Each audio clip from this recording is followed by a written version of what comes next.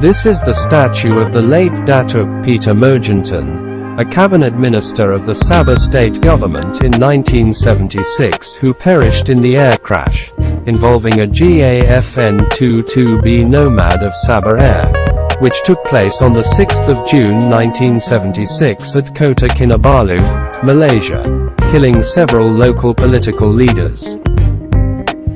Mojuntin was a much-loved and admired leader among the people of Sabah, and being a native Kadazan, he is now proudly referred to as the Golden Son of the Kadazan.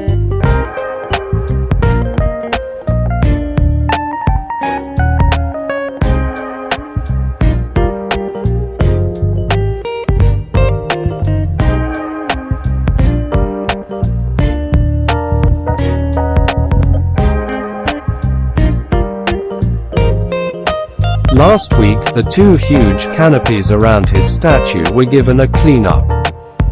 Cleaning the uPVC and polycarbonate materials used in the canopy can help keep it looking new and shiny, and we hope a regular cleaning on these materials will be maintained not just for their aesthetics look, but also to ensure that they remain in good condition and last longer.